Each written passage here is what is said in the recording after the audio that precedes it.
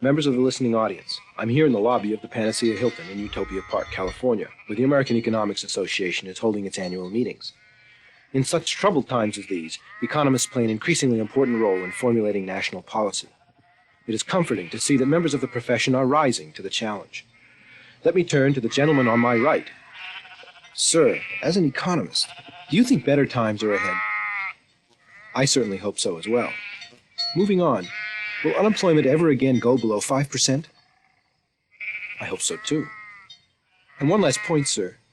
This is a ticklish question, I know, but do you think that by virtue of their higher standard of living and narrow academic training, economists are so wedded to the existing social order that they are incapable of seeing the structural flaws of the prevailing economic system? Thank you, sir. This has been most informative. From the Panacea Hilton in Utopia Park, California.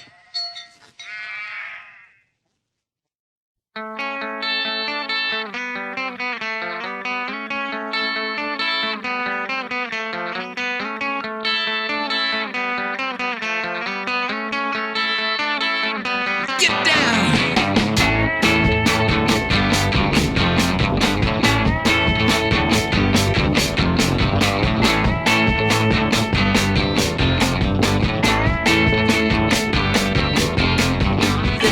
Cans and double-knit pants. I used to live with many, but down at the store, well, less costs more. It seems that there aren't any. Right to work costs half a buck. More to all this than just bad luck. But I'm the one who's hurting while we're stuck, living in stagflation.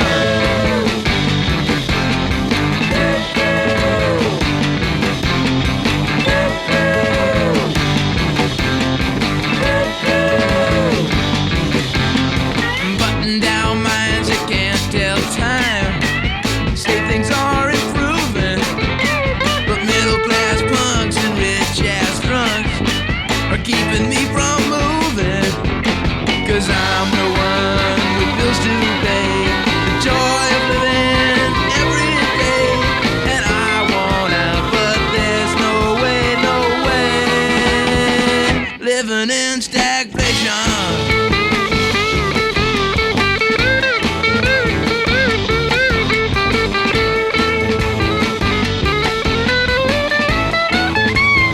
And the white girls say,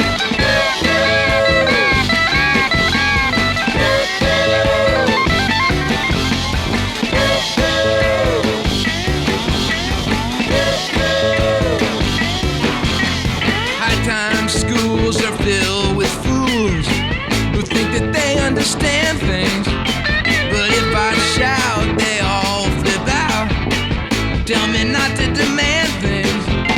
But I'm the one without a face, the emptiness has left its trace, and I want power, but there's no place, living in stagflation.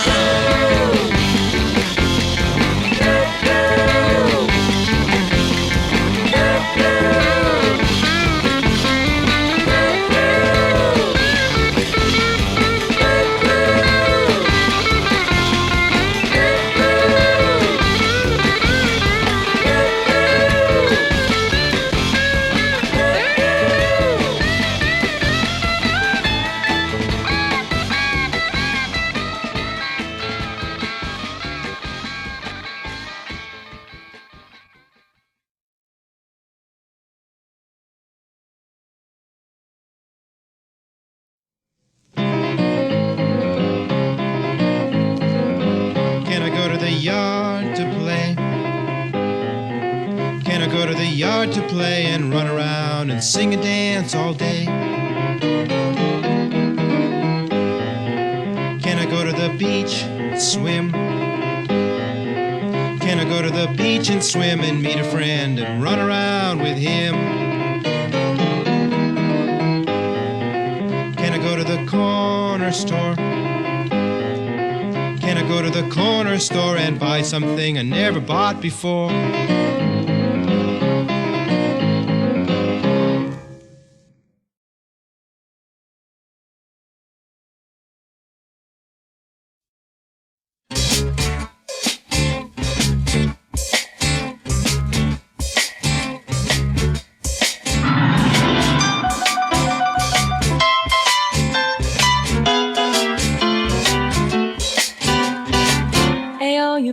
go with nothing to eat. It's time to learn how to tap your feet. Your belly's aching 'cause your cupboard is bare. Let's learn to boogie down and live on air. Doing the hunger, doing the hunger, doing the hunger. Out in Africa all day long, they do the hunger 7 million strong. And out in India where the sun is high, they reel and they rock and roll over and die. Doing the hunger, doing the hunger, doing the hunger.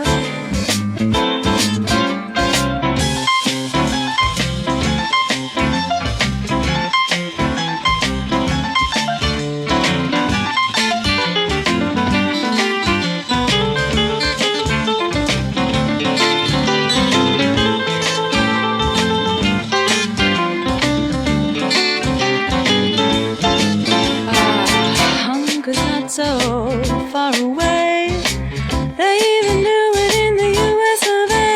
And hunger's not so hard to do no more. You'll be reeling with a feeling when you hit the floor. From the hunger, from the hunger, from the hunger. Shit. Guess I'll split.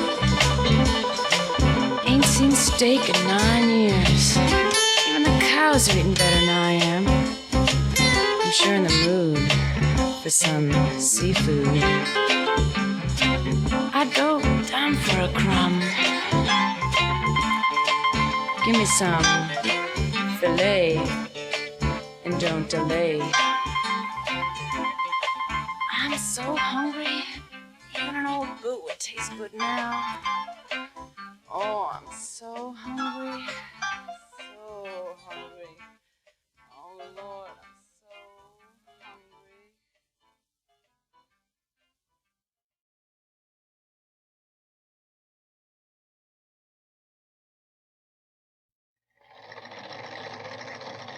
It's often been said that in the free market, you vote with your dollar.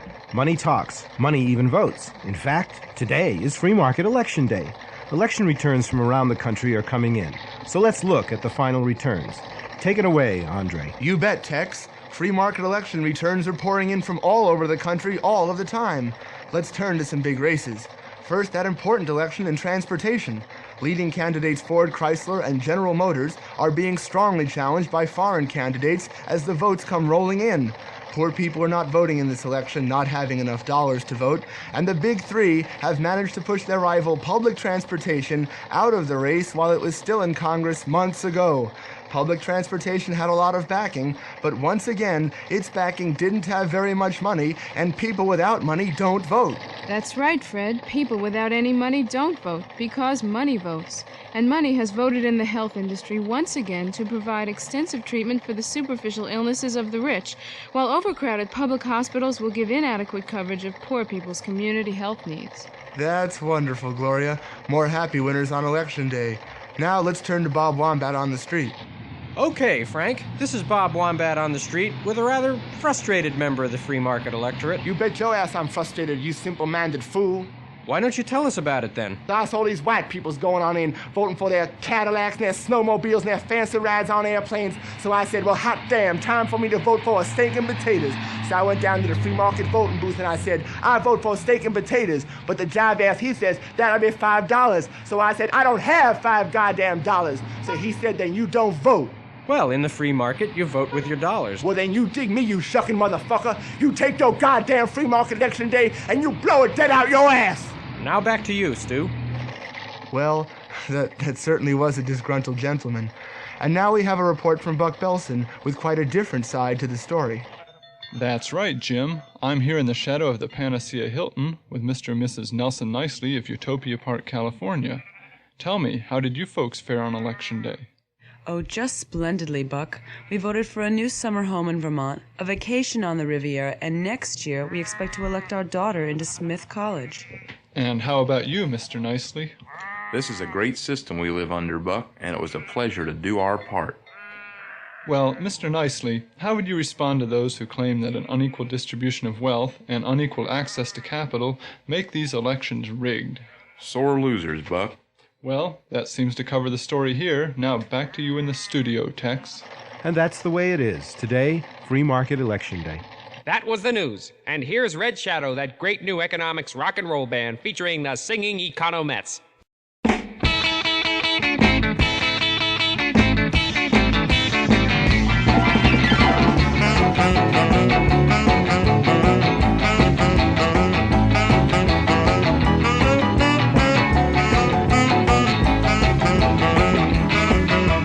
Somewhere up in Cambridge there's an MIT with experts who know all about the economy. Got lots of graphs and tables and there's books on their shelves. They're shot up with useless knowledge but detached from themselves. They make a lot of money while they sit on their ass, but they'll never have the knowledge of the working class. No, no, no, they don't, no, no, no. No, they don't, no, no, no. No, they don't, no, no, no. No, they don't, no, no, no. Anything good. In South Chicago there's a university in the middle of the squalor and the poverty. They're scared to leave the campus for the streets at night, cause the targets of their theories put them too uptight. They may know how to serve the ruling corporate brass, but they'll never have the knowledge of the working class. No, no. No, they don't, no, no, no. No, they don't, no, no, no. No, they don't, no, no, no. No, they don't, no, no, no. Anything good.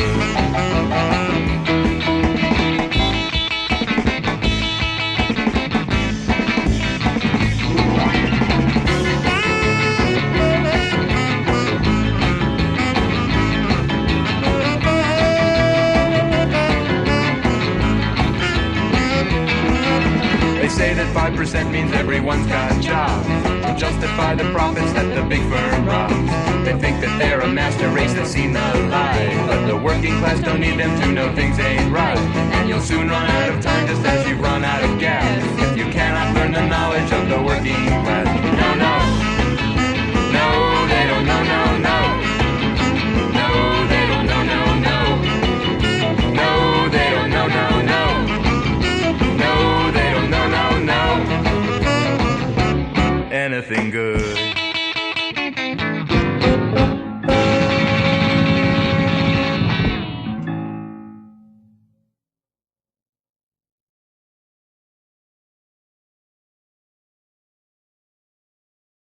Take 15. Movement Lovers. It's terribly sad.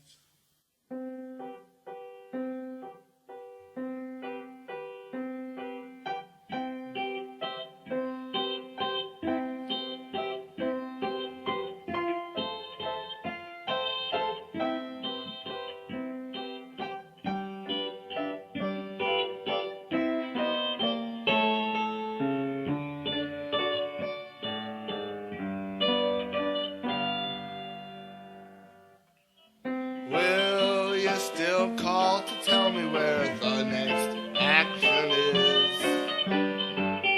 Will you still come to sell me those papers that I've missed?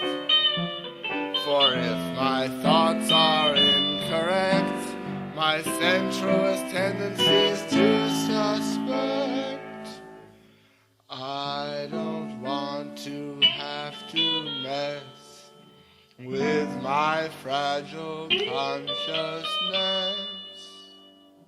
Movement lovers smoking reefers by the Mineo machine, writing leaflets saying that the government's obscene, cutting stencils, squeezing ink, and washing in the kitchen sink, being hassled by the heat, giving them out in the streets. Movement lovers at the supermarket carrying a sign, $2 an hour's not a lot to make, and don't buy Gallo wine. Picketing is not much fun, but you all know it must be done. much longer can we bear this fascist yoke we're forced to wear?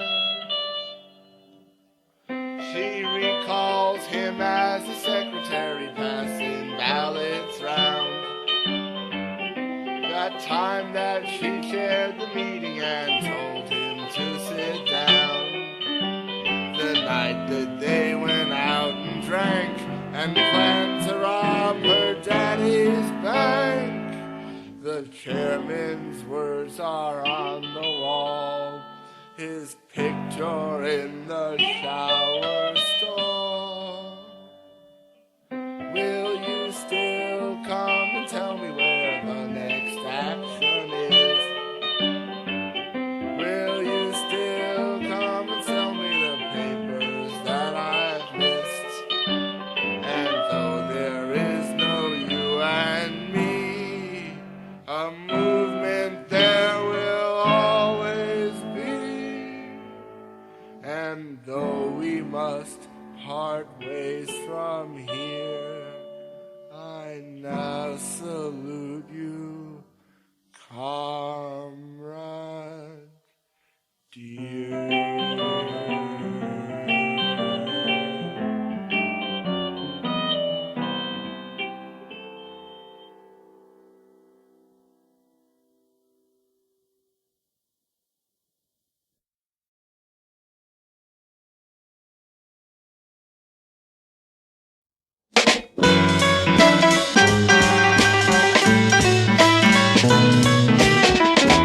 Understanding Marx will straighten out your head more than anything that you have read. Poets of thought and Skinners of no use. Read Marx and Lenin, it will really turn you loose. When I was in high school, I sat in the back row and I thought to myself, this is really for shit. I just couldn't wait to get out and do something on my own. So I quit school and went out to look for a job. First I waited on tables, then I worked at Woolworths, and then I emptied bedpans in a hospital. But no matter where I worked, it was all the same. And I got so I just couldn't take it anymore. Well, one day I went home and I found my ma sitting there. She'd been fired by the phone company because they said she was too old. And I saw a book in her lap and I asked her what it was. She said, baby, that's Capital, Volume 1. You know, by Karl Marx. And I said, huh? And she said, that's right, here, take a look. And I read that book, and now I've come to realize that as long as I have to sell my labor power to the boss, I work for his profit, and not for myself or my fellow humankind. Understanding Marx will straighten out your head more than anything that you have read. Poets of thought and Skinners of no use. Read Marx and Lenin, it will really turn you loose.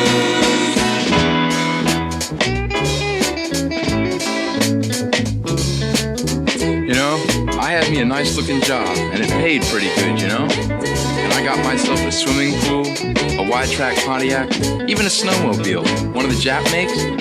But the more I spent, the more I'd end up owing, and I had to work overtime at the goddamn job.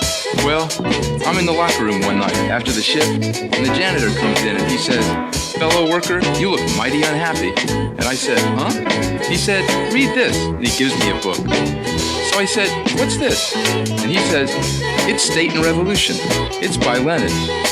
Well, I'm not a man who reads many books, but I read that book, and now I know that as long as you sell yourself, you cannot be yourself, and you cannot snowmobile your way down the forest trail to inner peace.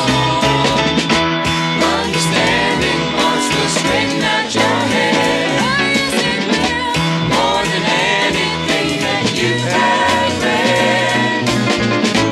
Poets of thought and Skinners of no use. Read Marx and Lenin, it will really turn you loose.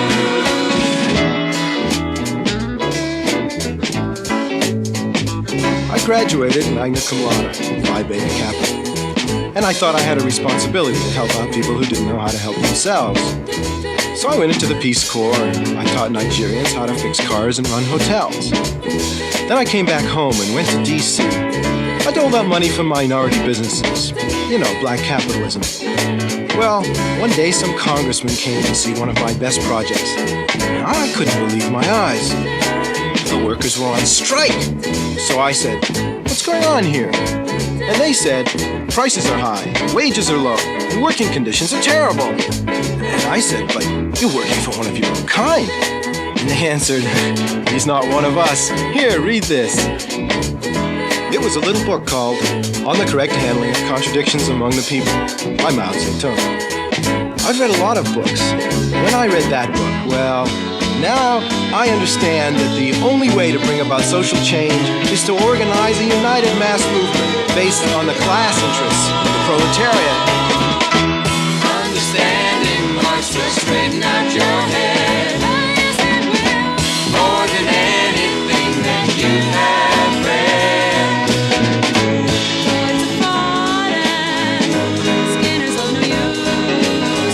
Read Marx and Lenin, it will really turn you loose. Understanding Marx will straighten out your head more than anything that you have read.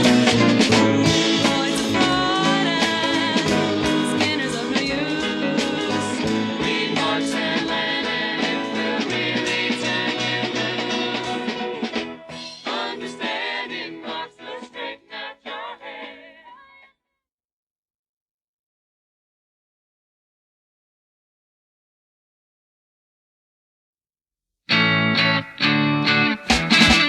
When a crisis rocks the system, you can see them come to patch up the holes now. And they're always pushing policies that work out right for ruling class goals now. And if panic comes to Wall Street, you can hear them stress the need for controls now. But they'll be gone, gone, gone when the people take their power away. We're working out of Washington, they're drawing up a federal plan now. Then it's off to Santa Monica to spend some time consulting for Rand now, where they tried to dream up ways to hide the rising cost of bombing Vietnam now. But they'll be gone, gone, gone when the people take their power away.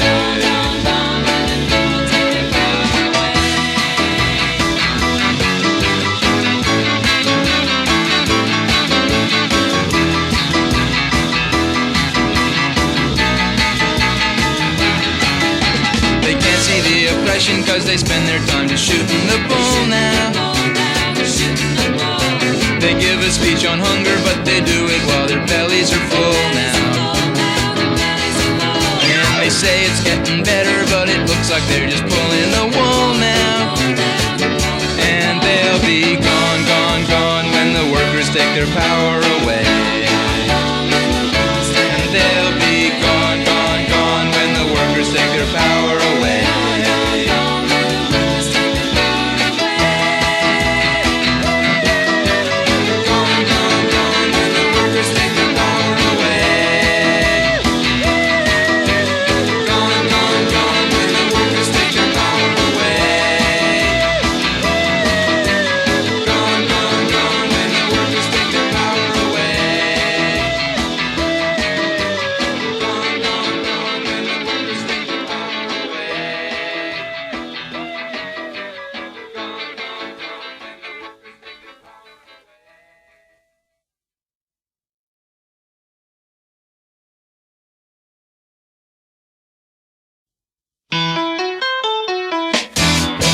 Get your ass with the class that's a wage away from hunger. Wage away. Get your ass with the class that is destined by history. It's destined by history. Get it into your head that if you wanna be read, you got to off the bourgeoisie. So get your ass with the class that will struggle to set you free. Every time I look in the 3-volume book, I understand it. How they make a lot of shit you don't need and teach you how to demand it.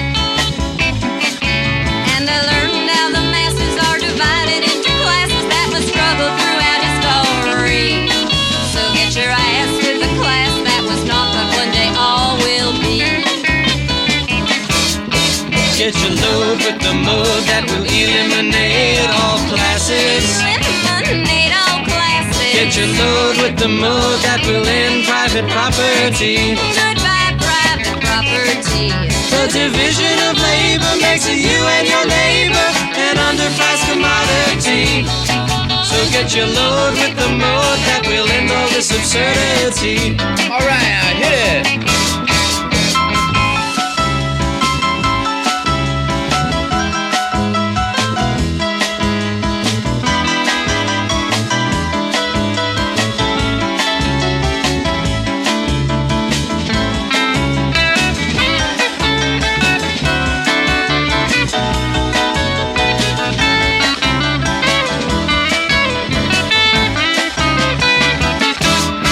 Get your ass with the class that's a wage away from hunger.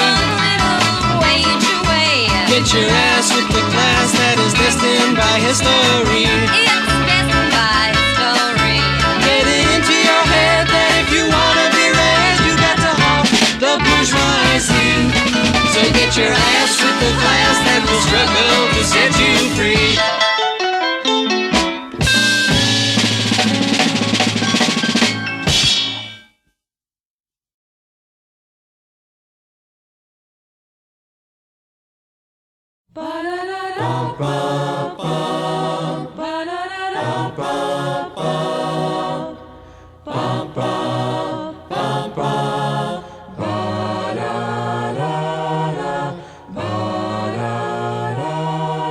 You rise to break of day, instant coffee on your way, and you coax the Chevrolet into the city.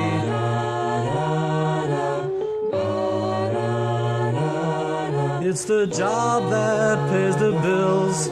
It's the job, not speed that kills. It's the job that fills the kitty. The eagle flies on Friday, just 2 days to hit the highway. The weekend passes by like it's a minute. Same weary games in bed, TV dinners, kids are fed. The emptiness inside says nothing's in it.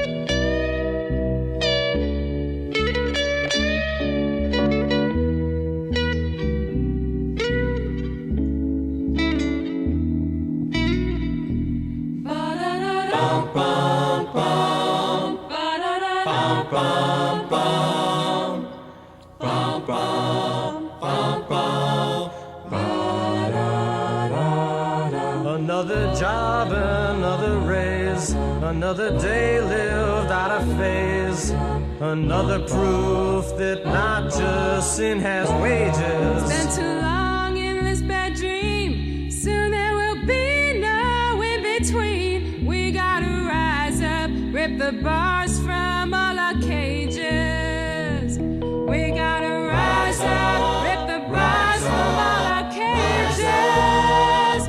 We gotta rise up, rise up, rise up. We gotta rise up, rise up, rise up. We gotta rise, rise, rise.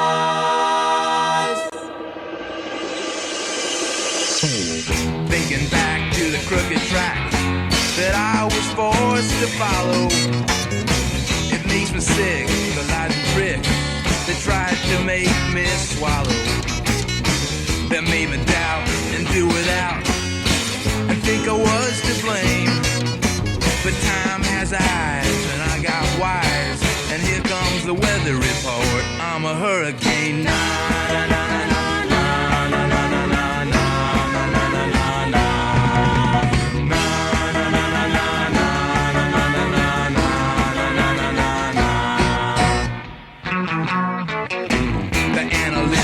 Psychiatrists come to contemplate you, and the counselors sedate you. They always hear what they think they hear, and they think they've heard enough. But you can't contain a rage like rain. No, you can't bottle up a hurricane. Na na na na na na na na na na na na na na.